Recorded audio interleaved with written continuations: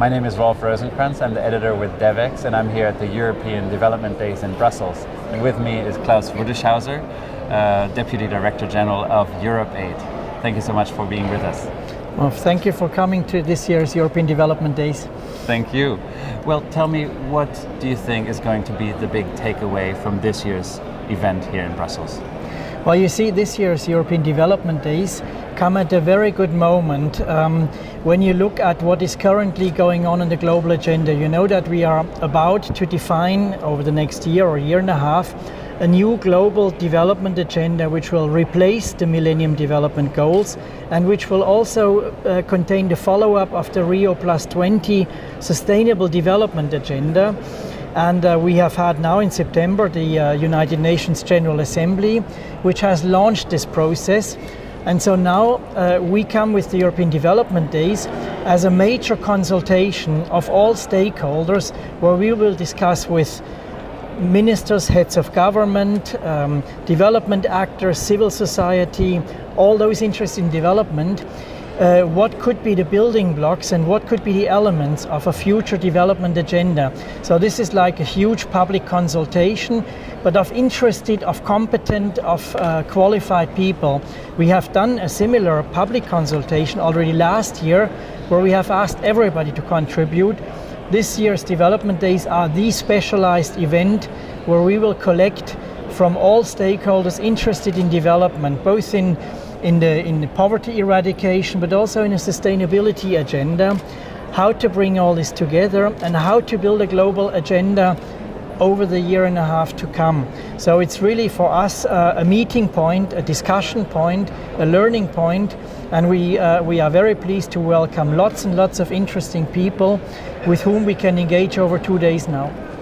The European position on the post-2015 agenda is already somewhat defined, I would say. It focuses on sustainable, inclusive growth. So where can there really still be some wiggle room? Well, there is still a lot of work to be done. We have done a first policy paper back in February of this year, where we have basically put on the table what we think should be the 5 building blocks of a future post-2015 agenda. I will come back to this, but let me just say that one of the main points of this policy paper was also a very clear message that we do not think that we can define a follow-up to the Millennium Development Goals and separately a follow-up to the Rio+20 conference, which is about a sustainable development agenda for the planet. We think that the two have to come together into one global development agenda. This is what we have proposed. We have received very positive echoes about this.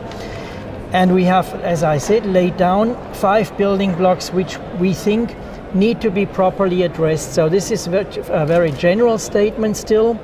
And as we go along, we will have to become more detailed.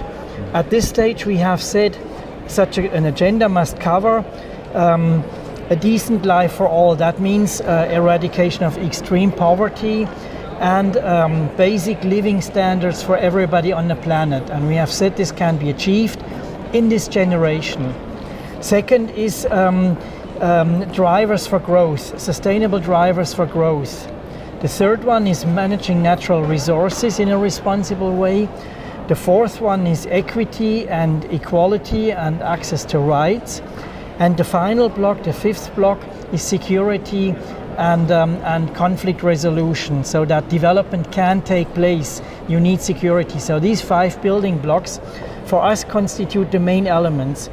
Now, over the next year to come, we will have to become more precise in how we translate this into targets and goals and indicators to measure the progress towards these targets and goals. And so the Development Days this year will be an important moment to collect views from all stakeholders, and you find many. You have interest groups on any possible thinkable target and goal, and we will have to bring all this together and to filter out of that a limited number of clear and easy to understand targets and goals that we would then like to put forward. Now, we will feed this at the appropriate moment into the discussions in New York, and therefore we will probably have another policy paper in spring where we will already go one step further in saying more clearly what these building blocks should contain, what are the objectives that we would like to reach, and then maybe in a next step we will start to discuss in New York about a very concrete set of targets and goals. So it's a step-by-step approach where at any moment we also want to bring in civil society opinions, where we need to bring private sector opinions. We need to get societies behind this agenda. This is not going to be an agenda which can only be implemented by governments. The whole society needs to be behind this. Then there is a realistic chance that over the next 15 to 20 years we will actually make the kind of progress we need, on the one hand to eradicate extreme poverty, but also to bring development globally onto a sustainable path. And Europe is relatively unified, I would say, along many of these goals, however broad at this point they might be. On the other hand, especially on the issue of the environment and climate change, how afraid are you that in the final negotiations for a post-2015 agenda, those goals, if they're meant to be global, are going to be watered down to the degree where, well, at least for Europe's taste, they're not where they should be anymore? Well, there is obviously this danger, because we would like to get more than 190 countries on board. At the same time, I would say, while it's true that Europe has always been a pioneer in protection of the environment and the sustainable and responsible use of natural resources, we can see already that these ideas are spreading out. And it's in a way quite simple to understand why they spread out.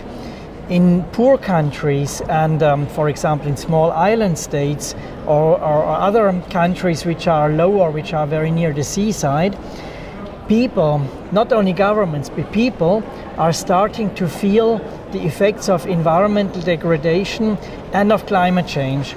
And so, in fact, while maybe 10, 15, 20 years ago Europe was very much at the forefront, we now see a much more broad buy-in into a sustainable development agenda, and even very large economies, like for example the Chinese economy, is starting to pick up on these ideas, because it's very obvious that the development path that we in particular in Europe have had in the last century is not going to be a sustainable one with 6 or 7 or 9 billion people on the planet, and all wanting to live in prosperity. So I think we are assisting right now at a process of more and more countries and more populations being conscious that we need to do something. It's maybe another thing whether they can already agree to very ambitious targets in 2015. Maybe that's a first important step, because it's one thing to say I will do it myself. It's another thing to say I commit myself towards others. And this is a bit the challenge that I would say is still in front of us when we negotiate this framework in New York. Can you see a scenario where in 2015 we actually don't arrive at those strict and specific goals that some of us might want to arrive at, and then it takes a couple more years, especially on those climate change goals perhaps, to materialize and for everyone to get on board, so that 2015 is in fact not the final the finish line for those goals? I'm not really worried, because you have to make a distinction between climate change negotiations, where the objective is a binding treaty, where everybody has to sign up to a treaty. That sometimes can take longer, as we have seen in particular climate change. A possible climate change treaty would have a huge impact on many countries. When it comes to agreeing ambitious targets and goals, where everybody subscribes for himself but does not commit in a signed treaty, I'm much more optimistic that we will find an agreement on fixing these targets and goals. And it will then also be, in a way, for each country to set its own pace and to set its own ambition inside an overall framework. So while we want the goals to be universal and apply to the whole planet, each country should take the responsibility of saying, I will implement them in such and such a way and in such and such a time frame. So I'm optimistic that we will get what we call in the jargon a post-2015 framework. And one thing that the EU is doing right now is to think about creating flagship programs, including perhaps on issues related to the environment as well as many other issues. And I understand that is a way to steer the conversation towards those topics as well. Can you talk a little bit more about that, and how can that be used in this process of getting people on board for such ambitious targets? Well, when we talk about flagship programs, basically the idea is to identify larger multidisciplinary programs which would aim towards one objective, which is a clearly recognizable, easy to understand goal. So we use, if you wish, certain global public goods or global public challenges to identify a flagship with them, and so to show that we are focusing our action on addressing real problems and big planetary problems. I take the example of biodiversity. We all know that biodiversity is an extremely important asset for future generations, and so we have to do more about preserving biodiversity. Now, biodiversity is basically threatened by the way people live on the planet and use the planet.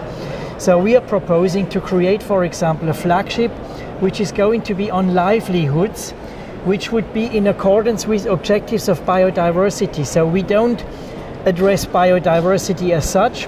We make sure that people can have livelihoods which allow them to live a decent life, but at the same time could help us protect biodiversity and help us stop the degradation or the reduction of biodiversity.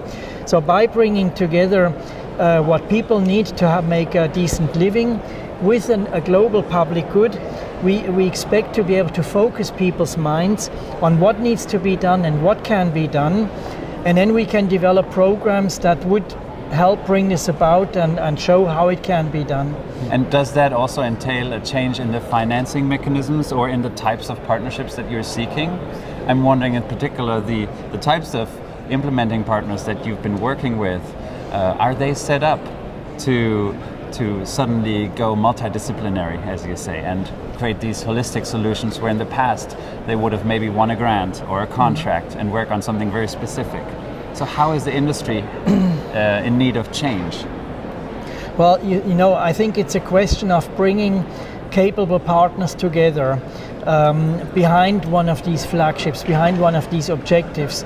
In the end, how they will get the money, is it individual grants or is it working through an organization which itself will distribute grants, is not so important, and we still have to work on this.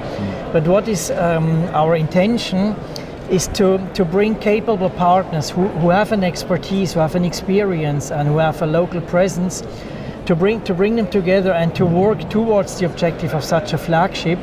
And we yet have to see how that will actually shape up in the future. We do not have the flagships in our pockets just to pull them out. We still have to develop them, we have to get people to sign up to them, and this is a process which will happen over the coming years. Okay, wonderful. Well, we'll be watching out for that. Thank you so much for being with us.